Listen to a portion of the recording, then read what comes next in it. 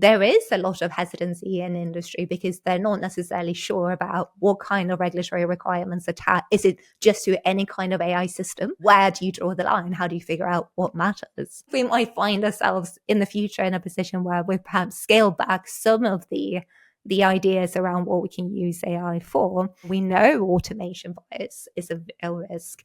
So there were some studies done around pilots, and even an experienced pilot with their own life on the line here was a lot less likely to override an AI recommendation than a manual checklist. Welcome to AI, Government and the Future, a podcast by Corner Alliance. We explore the intersection of artificial intelligence, government and the future. We work with government to create results. We ignite your agency's mission by helping you to design and implement high-impact and innovative federal programs in AI, broadband, cybersecurity, public safety, and more. Being a government ally is at the core of all we do. Welcome back to AI Government in the Future. I'm your host, Max Romanek, and today I'm excited to welcome Erica Werneman Root to the show. Erica is the founder of EWR Consulting, specializing in AI governance, data protection, and compliance. With extensive experience in technology law, she helps organizations navigate the complexities of AI integration while ensuring ethical and regulatory adherence. Today, we'll discuss the intersection of AI governance, workforce readiness, and global standards, exploring how AI can be deployed responsibly while safeguarding societal values. Welcome to the show, Erica. Thank you. It's a pleasure to be here. Definitely. As a means of getting us started today, I'd love to hear a little bit about your journey. You've really built quite an impressive career in technology and laws, particularly focusing on AI governance and data protection. Can you share with us what really got your interest initially sparked in AI and its governance? Yes, of course. So I actually started out in litigation as a litigator. That's the team I qualified into a long time ago. And I ended up working with a lot of technology companies, and I thought it was fascinating. It was a really interesting space to be in. So in terms of AI, I've probably been in that space since 2015, I want to say, 2016 maybe, when I started properly working with the kinds of technology. But we didn't actually call it AI then.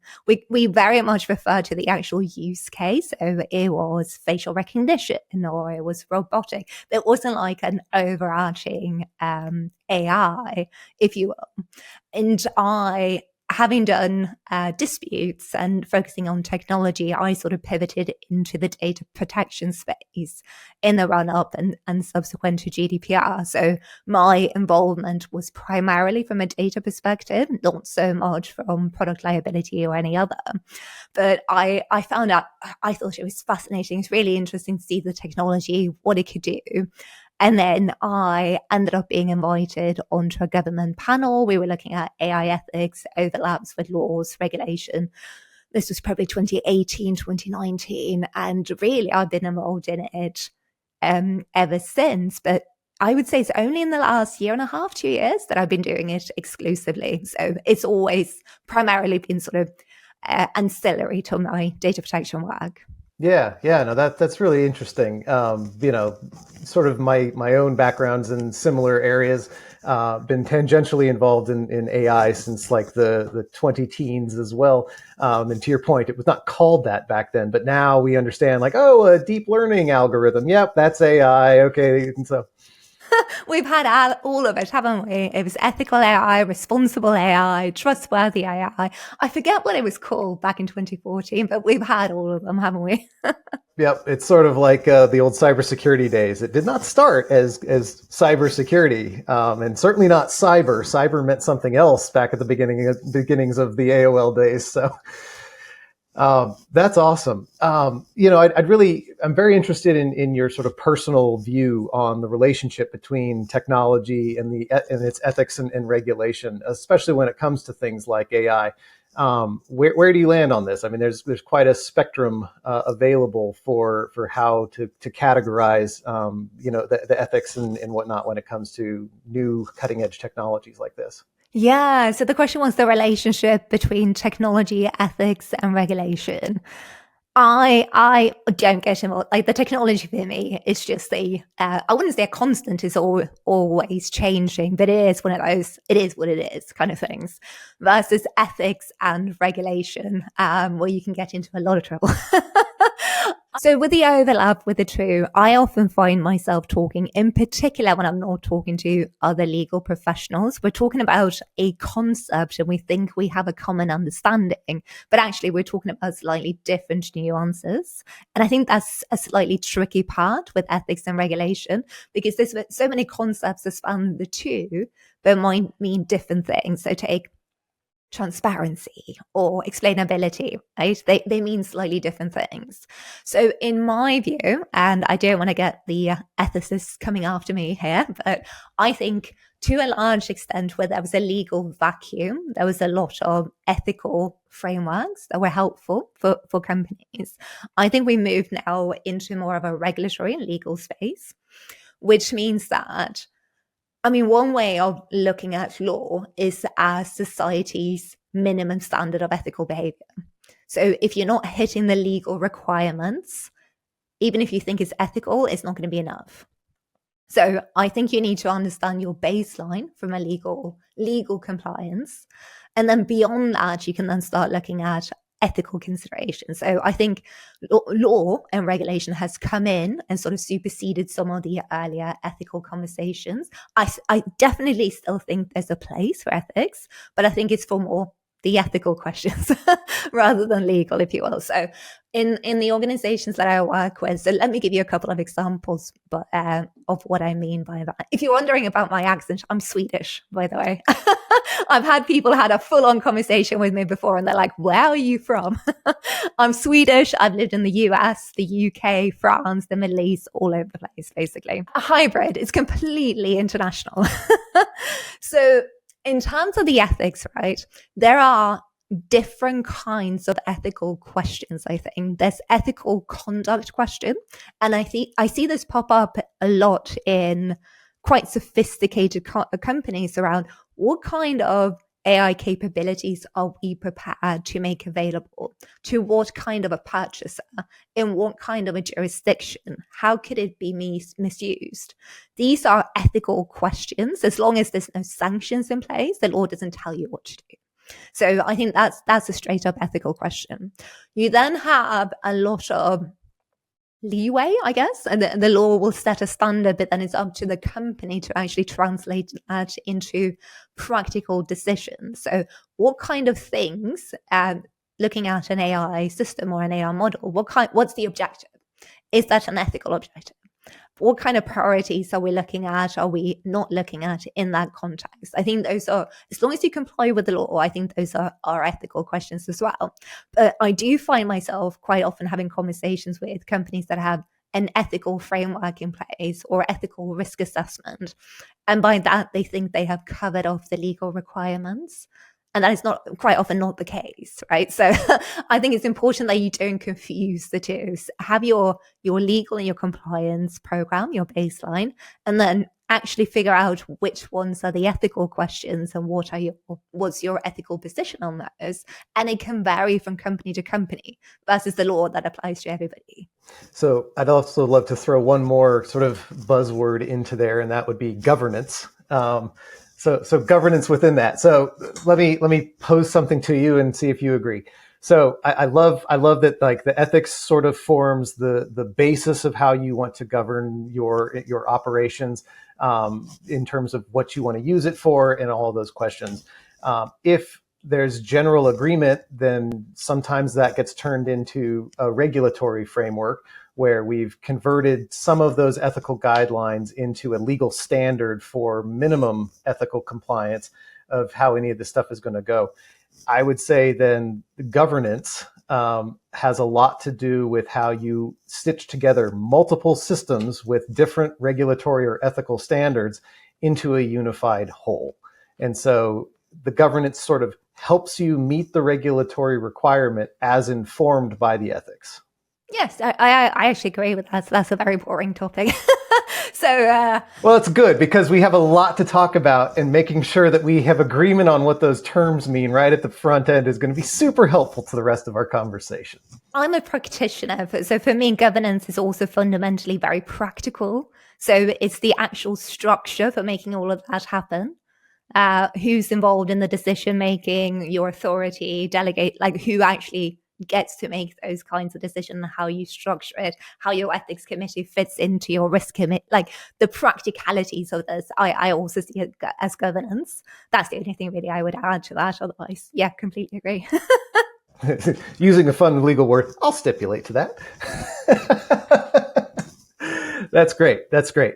Okay, so if we then sort of have that sort of three-way mechanism of ethics, regulation, and governance in place, where do you feel like humanity's best interests are served in terms of aligning the introduction of a new technology like some sort of AI system into preserving what we determine to be societal values? Like how do we use this sort of three-part mechanism to try to help protect and serve the public interest? Great. I mean, there are quite a lot of very opinionated people on these topics. I'm not an activist. I should caveat. I'm a lawyer. So I think there's a lot of concern, some very justified concerns. I think the way you practically manage those is by containing the different projects and the issues that you're looking at. I completely agree that there's so many different issues though, right? It almost becomes unmanageable because the legal feeds into the economic, which feeds into the societal, which feels, there's a whole circle of different considerations. I didn't actually start out in law. I started out in economics. So I was very much a big fan of the whole systems thinking approach from a long time ago. And I've also applied that to my sort of legal reasoning. I think there's so many different variables here. It's very easy to get caught up in societal risk when what you should really be probably worrying about is practical risks, right? So at the moment, in terms of the technology, there are people far smarter than me talking about existential risks and what it means for job displacements and all of that. But I think at a corporate level, you can manage some of those really material, practical risks by having a good understanding of what you're actually talking about, having a good understanding of the technology, how it can be used, what are the risks inherent in that, and what are the risks at an enterprise level and at a customer, so a subject level. And then I think it really does depend on who you are in that whole economic value chain. Like if you are a PR agency, your campaigns for a toothpaste brand, it's not going to be that material. Like, don't worry about it too much in terms of using AI. But if you're all of a sudden engaging on political campaigns, it does then cross over into some societal aspects. So I think right sizing your spectrum of concerns is probably a good starting point. I think we should all become more informed. I think we should all become better at spotting AI when we are receiving it, engaging with it, and all of that. So there's a whole civic part of it as well. But they do, I take your point, they do sort of tie into the governance point is pertinent, but sometimes people worry too much about it, that they're not actually focusing on the practical risk inherent in what they're doing. And I understand you do a lot of government work. So my personal view is that the risks in the public sector are a lot more material than they are in the private sector, because you don't usually have a very good feedback loop or feedback mechanism. And it's very easy, to incorporate skewed incentive models and not actually get any feedback on it. So I think in the public sector, having a really good understanding of your governance is all the more important. In the private sector, people will just leave you. They'll start writing really bad press about you. You'll start getting a lot of claims. Versus in the public sector, people don't have an option so much in terms of who they deal with. And there's a lot of bureaucracy involved in that as well. So it's a lot more difficult for individuals to be heard. So yeah, I'll pause there for a second. I'm interested in your view on that, actually, since you're very much involved in that space. Yeah, so there's a couple of threads I'd love to pull on there for sure. I think that you're really onto something with you have to determine this based on your use case. And so in the public sector, like an easy compare and contrast. We have guests on the show all the time from Department of Defense, and they're using AI for target acquisition, for kill, no kill decisions, for all manner of different things that are of the highest consequence that you can possibly imagine an AI system getting engaged in. And then we also have people that we hear from that are using AI for workflow process engineering so that they can respond to inquiry faster. And it's like, okay, well, so if we mess that up, we lose a day in providing information to a constituent who's asking, or to one of our clients who's asking. And then on the other side, if we get it wrong and we apply these things incorrectly, they're life and death decisions. And so I definitely agree with you. I think that you've got a very salient point around, well, what's your use case? And we need to determine all of this ethical, regulatory, and governance structures based on the actual use case. Applying the highest level to a life and death decision from a military perspective to your basic office clerical work seems really inappropriate. And the same is true in reverse. So like, that's a big deal. And then I think it also begs at, there probably shouldn't be a single regulatory mechanism for all of this sort of stuff, because that sort of invites the baby splitting, where it's like, well, maybe somewhere in between the two is the answer. I don't think so. Like, if you lessen the standard on the military side with a life and death decision, and then heighten the standard on the clerical side, you've just figured out a way to make an outcome that's bad for everybody. And even within an organization, you can have all these different use cases, right? So figuring out the optimum cadence for ordering new pencils using some kind of algorithmic feed, that's very different from the kind of decisions you're talking about. So within any given organization, you're going to have a huge, increasingly so in the future, you're going to have a huge range of different kinds of risk profiles for what you're doing. And I think understanding the ones that matter versus the ones that don't necessarily, I think that's, we talk about it, but actually there is a lot of hesitancy in industry because they're not necessarily sure about what kind of regulatory requirements attach. Is it just to any kind of AI system? What is it? Where do you draw the line? How do you figure out what matters? Absolutely. And I think a very nuanced understanding of this too also sort of begs the question at, okay, well, what part in the chain of this system would we even want to apply the regs at? There are plenty of systems where the actual AI algorithm is pretty uninteresting, but the data backing it that is trained on, that's very interesting. So it's like, think about, I don't know, social media, where we've all sort of participated in a not consented to grand social experiment over the last decade plus. And that has largely existed in a completely unregulated environment. And what that data is being used for, who owns it, how it's being trained on. There's a few things to say about privacy and a few, like, have you collected information from an underage person?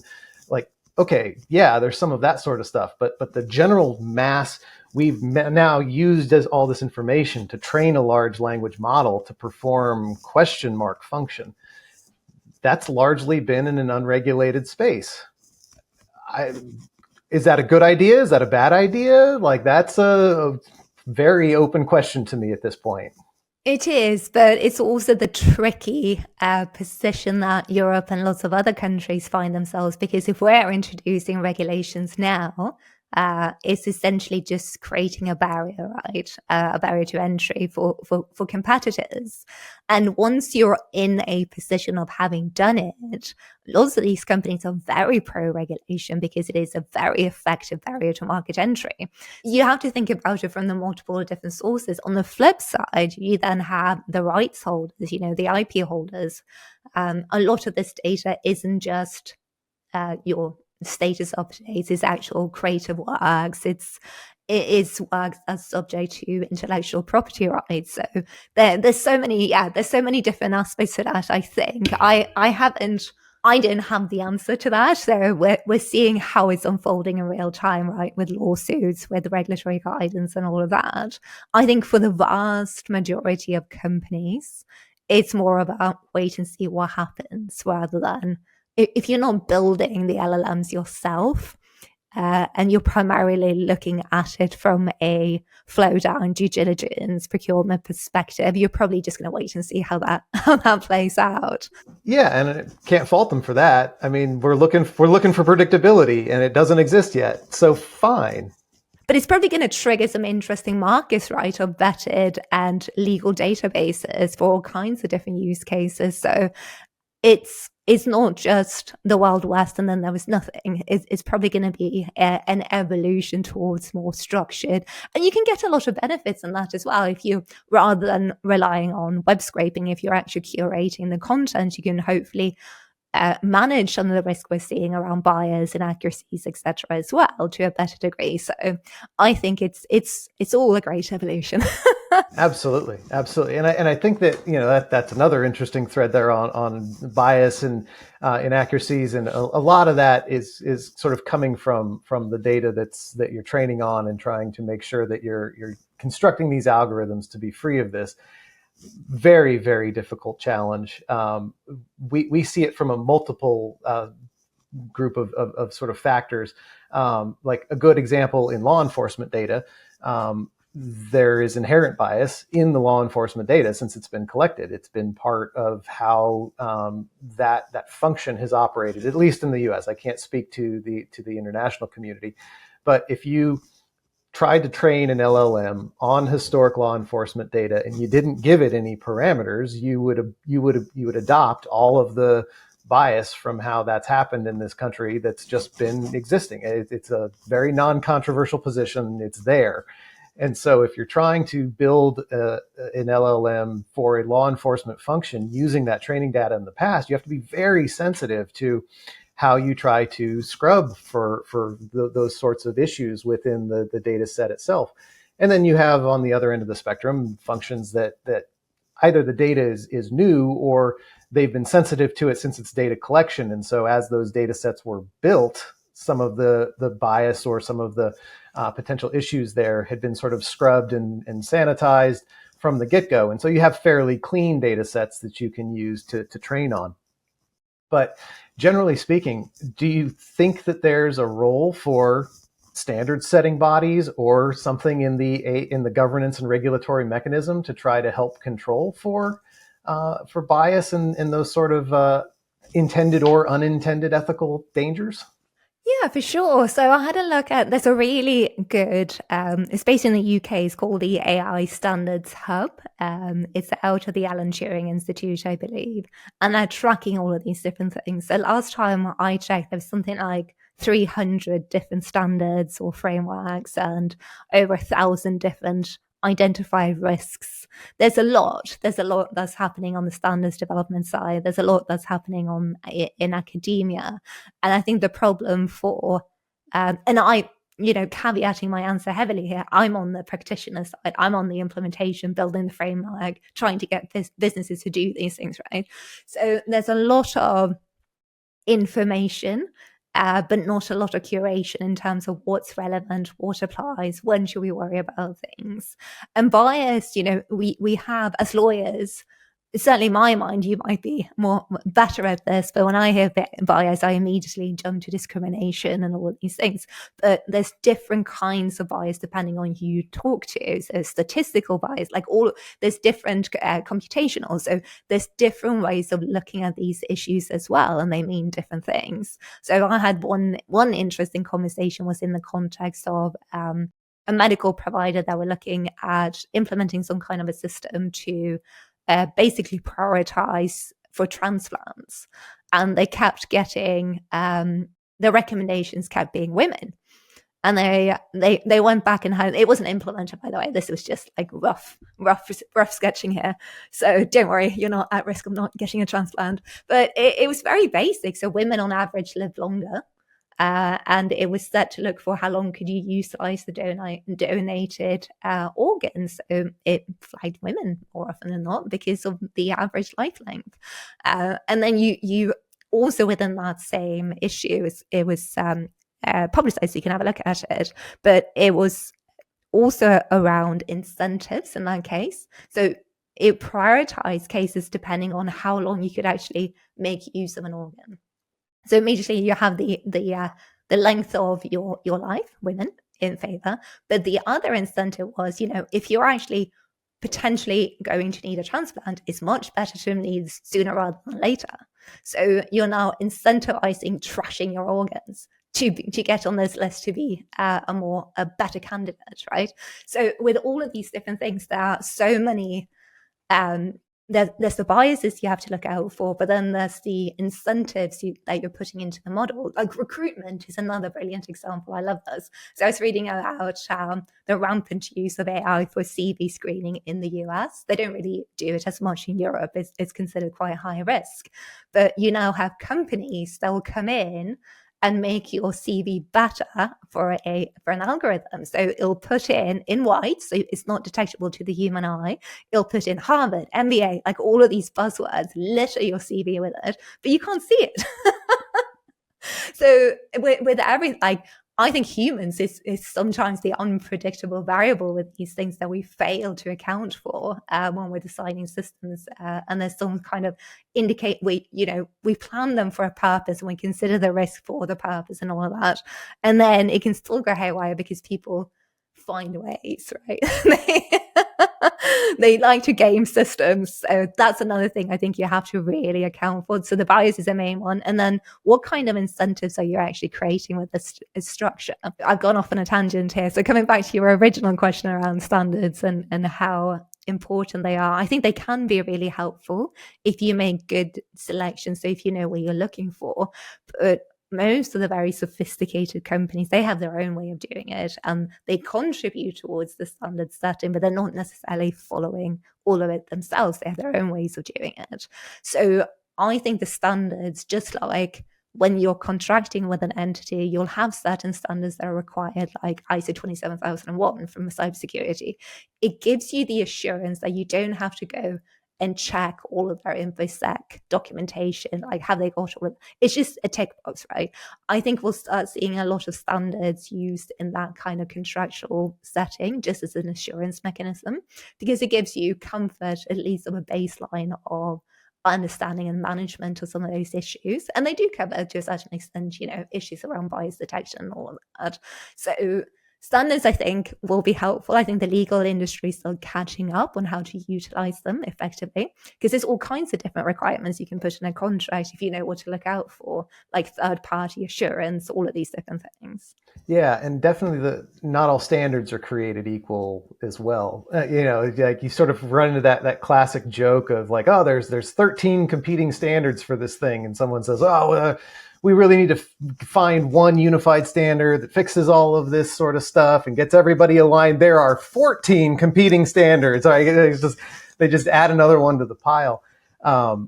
Where we've seen the standards development in our government work come to fruition, where it's actually pretty helpful, is when you have sort of public-private contributors to that. And so you have some sort of public entity sitting on that standards board. You have a consortium of private entities sitting on that standard board. And then when you really have your way about it, sometimes that then includes international, both public and private sector, so that you're able to come up with this sort of partnership. Every one of those entities has a voice at the table, and the negotiation that gets forced by having all those people in the room tends to create a standard that is going to be generally more acceptable than others. So like 3GPP for wireless stuff is a good example of that, where it has a really broad contributing group of people to it, because everybody has to use those wireless standards in order to have cellular networks in their countries, whether it's a publicly owned network or a privately held network.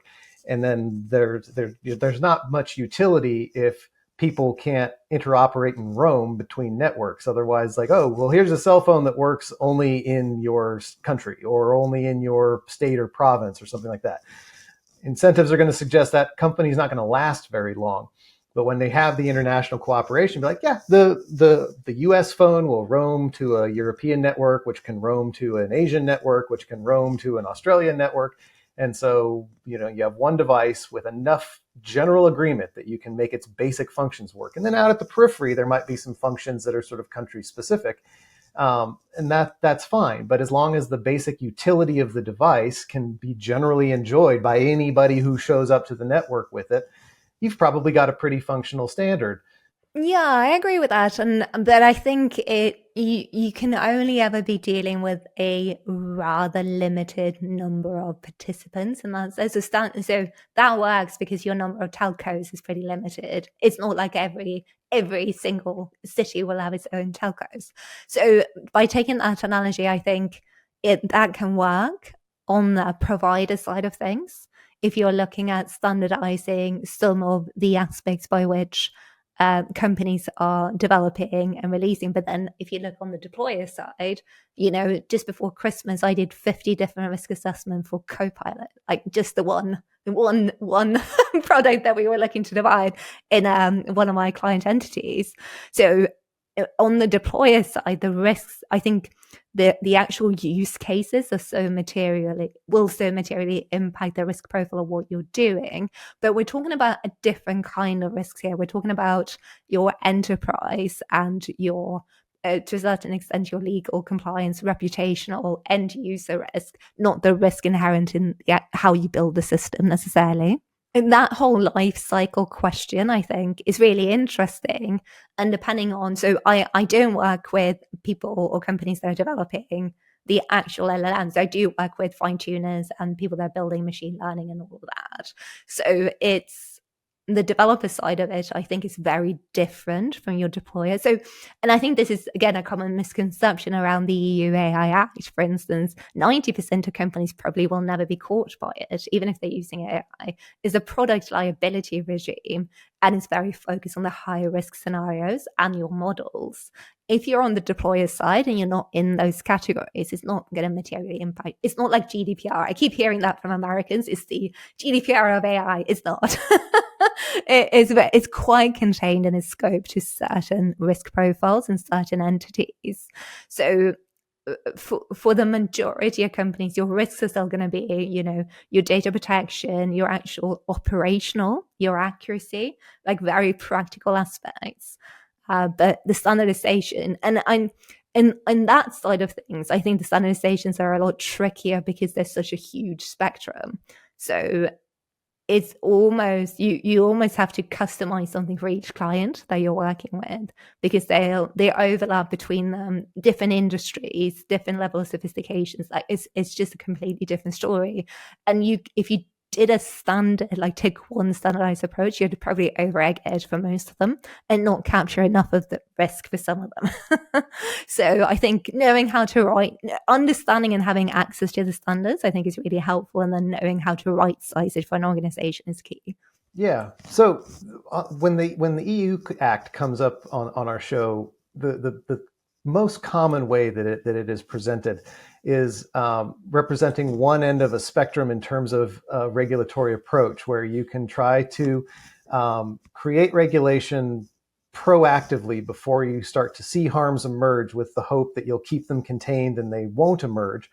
Or you can take a more laissez-faire approach where you innovate to the sky's the limit, and then when you start to see harms emerging due to the innovation that's coming around, then you go after them one at a time, when it's like, oh, okay, so we didn't intend for minors to use that, so we better curtail it for minors. Oh, we didn't mean for that to percolate over into that sector, that it does harm over there, so we better control it for that sector, and you sort of walk it back. And so it all becomes the EU proactive prescriptive approach is innovation stifling, and the laissez-faire approach is very innovation fostering, but you run the risk of getting caught with some harms. That's a very quick and dirty summary of the vast majority of the debate that has happened on our show around a laissez-faire approach versus EU. Where do you land? Is that a fair assessment? And do you have additional factors you would like to contribute to that discourse? Yeah, I'm outing myself completely here. I'm what they call a champagne socialist. So I'm Swedish. I'll definitely rave about the benefits of the welfare state, but preferably from a tax haven like Dubai. So I'm hedging my bets on these things, right? I think there's a societal cost to over-regulating, just like there's a harms-based cost to under-regulating. If we brain it all, like if we scale it back a little bit, so what is a regulation? So it is an extension of the welfare state in its attempt to limit and protect society from harms before they occur. I think that's a very sensible approach when risks are known. So I see no issue with regulating for pharmaceuticals, when risks are known or are irreversible or just completely unacceptable. I think that's when you regulate. So if the risks are known and you know how to manage them, why not? Right? What is the risk? Why would you want people to potentially fall foul of that? Then if it's irreversible and unacceptable, I think that's also a good case for regulating.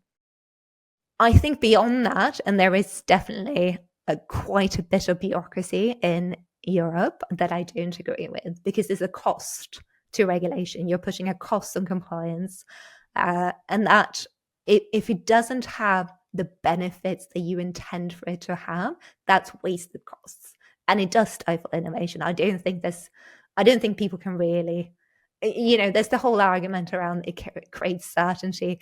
It does if you have the time and resources to read the law, which is what happens when you're a well-resourced established company. If you are a smaller company, that is simply not the case. And I work with a lot of startups. So I'm very sympathetic to we shouldn't over-regulate. But I do think there's a place for regulation when the harms are just unacceptable. And where you draw that line, that becomes a huge, coming back to the whole ethics point, right? Where do you draw that line? And as you have wealthier societies, you have people slightly older, wealthier, you become more risk adverse. And there is certainly a tendency in civil society to view risks as unacceptable if you don't understand them. But let's take driving as an example. People get killed every day across Europe in road accidents. But we're not banning cars, or we're not regulating towards, you can only drive at 30 miles per hour, which would be the prevent all deaths sort of spectrum of it. We say that's the risk you take if you're on the roads, right? That there's a spectrum. You go to Germany, you have Autobahn, there's no limit. Like, Jesus takes the wheels. It's a whole thing, but there is that whole spectrum, and where you find that balance, I think is quite tricky for societies. You then have vested interests. You have academia shouting at the top of their lungs around every conceivable kind of risks, real and imagined. You then have activists. No one's going to say we don't have activists in Europe. We certainly do. And you do have, your political spectrum goes back and forth. So where do I land? Was that the question? Where do I land? I mean, like I said, we have lots of people who've come on and given the polar positions. I'm always more interested in some of the nuance. Like every time you want to apply that and say, oh, laissez-faire is going to be great for innovation. Yeah, sure. Like if you don't have anybody telling you what you can and can't do, and it's greenfield space, yes, of course, that's great for innovation. You can kind of go crazy with it. And then if you have, an instance where it's very prescriptive and here's the narrow swim lane that you're allowed to exist in, yeah, it's hard to innovate outside of that if it's ipso facto illegal to do so. I also am highly suspicious anytime things are presented in completely black and white terms like that. And so I'd love to hear where you land in some of the gray space. In some of the gray space, so I think if it's private sector, I think you should have a greater risk tolerance, because people can choose if they want to participate in that or not. So if you are developing some kind of product that's high risk, if you don't agree with it and it's private sector, and obviously there's some nuances to this, right? But on the whole, I think if it's private sector, your risk tolerance should be higher, because as individuals, we have options and we can choose not to participate. We can choose to boycott companies. We can choose to just go with a competitor. And you're also creating incentives there for actually developing better products. because to attract customers, to attract employees, etc. Obviously, there's a bit of nuance around that as well. But in the public sector, I think the risks are greater, and I think they're less understood. there's a tendency sometimes to fix political problems, to fix efficiency problems in ways that lead to harm, but without any good options or recourse for individuals. So I'm more suspect of that kind. I know you're massively in the public sector, so really interested in your views there. But there are, if we're going to go down the slightly more permissive and experimental sort of way, how are you going to manage that safely and in accordance with your responsibilities as a public institution, as a government? So, and there's also, I'm quite skeptical of some of the use cases personally. So if you look at, let's take CV sorting as an example. So I was reading through the terms and conditions for a company, won't name them, and they had all kinds of good content around their bias mitigation, which I thought was really good. And they had really good content around data protection, the governance posture, but there's nothing in there around their accuracy. So, does it work? Does it do the thing you say it can do? And then when I looked at it, actually nothing in terms of warranties around it being suitable for or fit for purpose or able to actually produce good results. And then it struck me to sort of, is it actually predictable? And I'm still not sure you can actually predict if someone will be a good employee or not. Same with decisions around loan application, etc. You can automate some of the decision flows, but actually making a decision, how predictable is that kind of thing? So I think we might find ourselves in the future in a position where we perhaps scale back some of the ideas around what we can use AI for. It can certainly help automate processes and sort of block out obvious no's, but in terms of using it for justice, so looking at in the justice system, looking at it for what am I trying to get here? I'm sure there's a common theme here.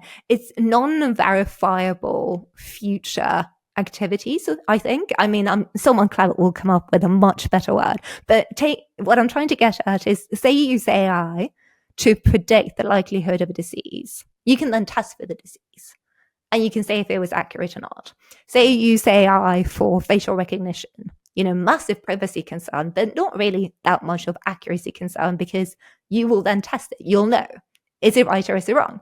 Versus the kinds of decisions like admission to higher education, like loan application. Is there a right or wrong answer? I don't know. I mean, there must be something that people are basing it on, and I should probably know that it's working with some of these companies. But it seems to me that that's so much more subjective, that the accuracy point and whether or not it's suitable should really be a major factor. And if you then applying that to public sector, so if a bank is doing that, I can still opt to go to another bank. It might be a bit more cumbersome and I might have to change banks, but I can still do that. Versus if I'm dealing with the public sector, what are my options? I mean, it seems like there's a common thread running through all of those points around AI literacy, though. Like, yes, you can, if you have capacity to consent to whatever's going on, that says very little about whether or not you actually understand. Like, you can say, yes, I've reached the age of majority. I have the ability to say yes and no in a contractual, legally binding basis. But there is no requirement in capacity to consent that also says, and I understand what AI systems are, how they're being used, and how this might affect me going forward. That's not part of the calculus. And then on the other side of that too, if you're more on the executive side and you're saying, oh, I want to consider AI for performing some function in my enterprise, you can do that, make a buy decision, and have no idea how any of these things work, how it was trained, how it operates. And so you might be seemingly like a very sophisticated, savvy participant, but you really have no business in this marketplace whatsoever. Obviously, AI literacy is going to be a big deal going forward, and I think it's going to be one of the bigger separators in terms of people who can understand what AI is, how to use it, how to get the benefit of it, and what some of its known pitfalls and dangers are. And then there's going to be the people that are not understanding why, whoa, last time I applied for that loan, I got it, and this time I didn't, and I don't understand the difference. That seems like it's going to be a very big trend running through. And so I don't dispute or have a different opinion of it, but I just am noticing just a sort of a common thread of like, everything you're saying is a lot easier to agree with if you also assume a level of general AI literacy. Very true. No, I agree with that, and I think that's a fair observation, right? Everything becomes more easier with information, and if I didn't caveat it before, I probably should have that, your ability to access these services matter, your ability to understand or engage with them, and the kind of options you have from a practical individual perspective, they also massively matter. So I was talking quite broad brush approach, but no, I agree. And I think AI literacy, let's take some examples, right? So the loan example that we talked about, I think that's a really good material example where, having an understanding. But then you could also take an example of AI trading the stock market. Like, would you understand that even if it was capable of explaining all of the parameters? I don't know that I would, right? But I wouldn't want myself to be precluded from using that if I deem myself to be, or the law says I'm sophisticated enough to accept that risk, right? Because you consent or risk acceptance. I think we're more in the risk acceptance. Like, I don't understand what my financial advisor explains to me sometimes. Not because I'm a poor judge of market conditions. I like investing, but some of the variables that he's talking about doesn't necessarily click with me in terms of that's not how I would exercise it or see it. And if you're then looking at a whole marketplace scenario and all of the different factors that an AI system could take into account, I don't even know that you could explain it. So you probably just have to make an assessment in terms of broad strokes. Do I understand roughly, and am I prepared to accept the risk? If it is to make a profit, I think that's an individual call. Obviously, there would be regulatory considerations, not misrepresentation, like all of these different considerations. I think that's then quite different from the kind of harms that might arise from, what's another good example? Human oversight. So in a lot of AI systems that I see, actually, if you look at the fine print, they will say this is a recommendation. You are ultimately responsible. We're providing something that's intended to assist you, but you are responsible for the oversight and the ultimate decision. Again, a whole different range of use cases where that could be material or immaterial, right? Ranging from spelling suggestions to emergency dispatches. There's that whole spectrum. But if you don't have AI literacy, as in that mitigation, that safeguard, that human in the loop, is completely ineffective because they're never going to intervene and they wouldn't know what to do if they did, right? That's where it's really, really material. So I think it's tempting to sort of try to cover off everything within AI literacy, but again, paring it back to what is relevant to what you're trying to achieve, what your business is doing, what's the context, what do I need to do this safely? I think that's where you sort of, that's good AI literacy and it's manageable. And there's so many interesting projects on the horizon. I'm quite active in this space myself, looking at not necessarily the technical aspects, just that kind of thing that can go wrong, like the human in the loop. It's a very good safeguard if people know enough that they can actually do the thing they're supposed to do. And there's coming out of research, we know automation bias is a real risk. So there were some studies done around pilots, and even an experienced pilot with their own life on the line here was a lot less likely to override an AI recommendation than a manual checklist. So the automation bias is a thing that should be part of AI literacy, like people understanding that bias. But it's not enough just to understand it. You then have to create some kind of incentive system to incentivize the good behavior, the actual checking, the actual verifying. So it's certainly keeping me busy thinking about these things. It's all so interconnected. We started our discussion today trying to get some agreement around what some of these terms mean. Governance, the ethics, the regulatory spectrum, and great. I mean, we got there. but the AI literacy required to just be able to follow the baseline conversation and then make informed decisions around how to use these sort of systems is really intense. I mean, it's a terrible litmus test, but you can sort of tell the type of environment you're in based on what concerns are being brought to your attention. You know, I know I'm dealing with someone who it has a limited understanding when they're worried about Terminator, Skynet, sentient algorithm taking over and exterminating humankind. It's like, that's probably not where you should be focusing your attention. Like that's maybe more tangential versus a very sophisticated person who's coming and saying, talk to me about your data sanitation practices, how you've trained this algorithm, what your inputs are, and where do you keep a human in the loop so that things don't run amok. Like a much more sophisticated set of concerns there. I guess the point I'm arriving at is a final question for you, and it's one I like to pose to everybody who comes on the show. You know, we have as our listener base a lot of policymakers, a lot of governmental folks, and a lot of private sector development companies who actually are very much engaged in this. In your perfect world, if you were able to give all of these folks advice that they would then go take, and it would better the AI environment for all, what is your advice to them? What's important? What should they be paying attention to? Oof, I from a policy perspective, I would like people in those kinds of positions to think very carefully about the systems, the system approach to these things, the incentive models. This is way back when I was doing economics, but I recall my professor had a really good example for us undergraduates, right? So he came in and he said, this is a scenario. We have predatory loan companies engaging in these practices. You're a policymaker. What would you do? And we all got up on our high horses and we all banned it immediately. But the whole point of that story was that it was a real story. And that's exactly what had happened. And what happened then was more murders, more theft, more I'm trying to think of the American word for it. Assaults. Is that what you call it? Yeah.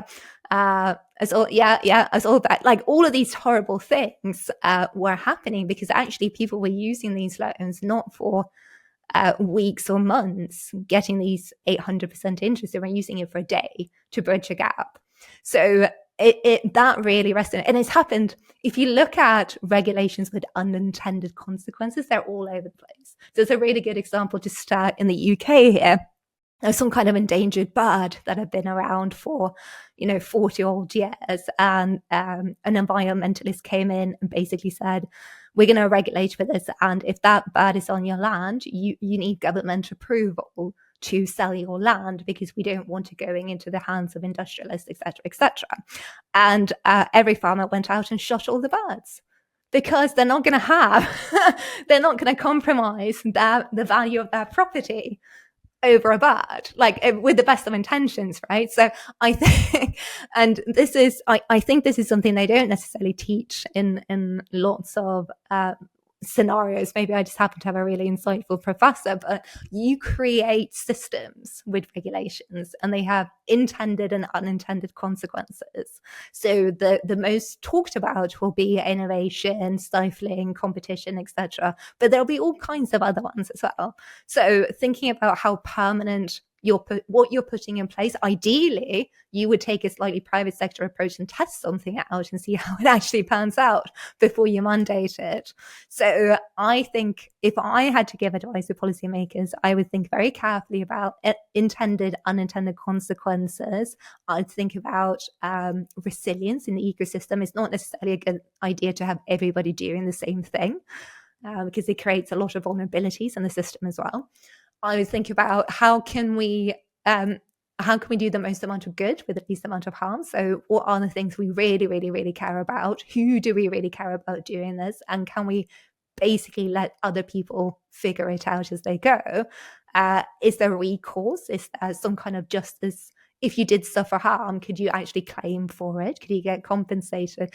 This is not a very straightforward, this is just a list of different considerations. It wasn't like a very succinct I have direct knowledge of more than one person at the end of one of these shows with a pen and paper writing down a list saying, okay, check this out, read this, think about this.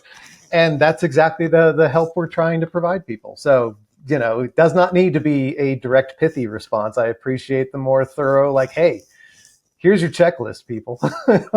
Yeah, it's a checklist, not a soundbite. Sorry. Listen, Erica, thank you so much for sharing your wisdom with us today. This has been a really great conversation. And to everyone else in the listening public, we'll see you next time. Thank you. Thank you. AI, Government and the Future is brought to you by Corner Alliance. To find out more about Corner Alliance and how we work with government to create results, visit our website at corneralliance.com. And then make sure to search for AI Government Future in Apple Podcasts, Spotify and Google Podcasts, or anywhere else podcasts are found. And click subscribe so you don't miss any future episodes. On behalf of the team here at Corner Alliance, thanks for listening.